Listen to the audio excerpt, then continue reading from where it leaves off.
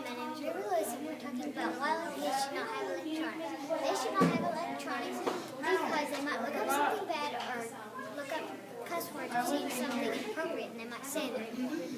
And they might click on an ad and buy something even though they're not supposed to. So the next slide will give you a reason why that you should give your kids electronics. Observation 1. One reason kids should not have electronics is because at night we all know that kids need rest.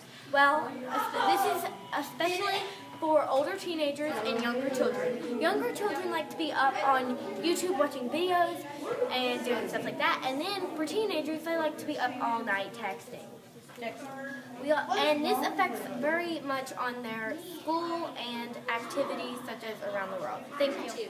Video games are addictive. When kids play video games a lot, they get too into the game and don't want to get out. Here are some examples of why kids should not play games like Fortnite and GTA. Kids sometimes get really defiant and disobey, start to imitate actions of the game.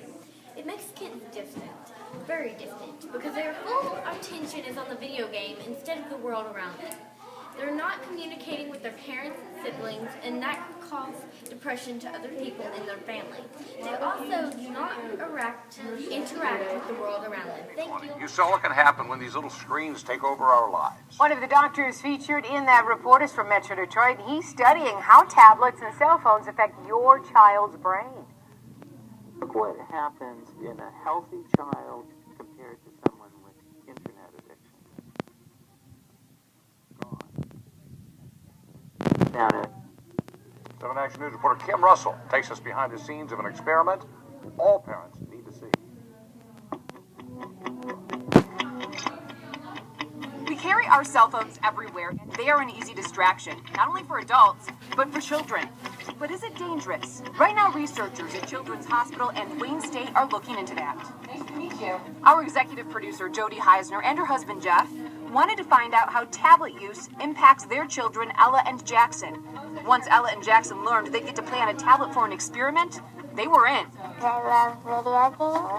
He would almost rather play on his tablet than do just about anything. Psychiatrist Dr. David Rosenberg and psychologist Dr. Priya Tarmina hooked them up to sensors. What will it do? When people react to stuff, our sweat glands actually do stuff.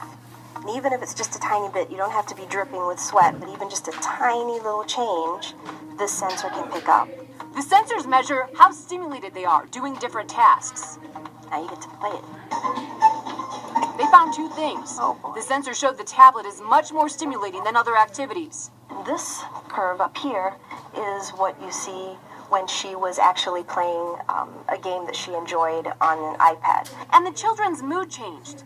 Ella, for example, went from exhausted to happy. The first 2 times I was just kind of tired, and then after I played the video game, it just kind of went away. Games like this actually stimulate the reward center of your brain. Their parents say Jackson gets upset and grumpy when tablet time is done. So it causes a release of neurotransmitters that actually do make you feel better. They make you feel good. They make you feel awake. But much to their parents' relief, Ella and Jackson are not addicted to technology. Their parents limit tablet time. We do give them the tablets on the weekends, but you know, it's no more than a little bit here and a little bit there. But in children that are addicted, researchers warn the way the brain works completely changes. But look what happens in a healthy child compared to someone with internet addiction. Gone. The brain just shuts down. Brain shuts down, and its executive functioning is not working. To Dr. Rosenberg, it looks familiar. It looks like a brain addicted to drugs. When you look at an MRI of a brain using heroin and you look at an MRI of a brain that's hooked on tablets, what's the difference? Overall, the disruption in the brain network is pretty similar. Even if you think your children are addicted to technology, here's the good news. It's reversible. Take a look at this. This is the brain of a healthy person who is not addicted to the internet.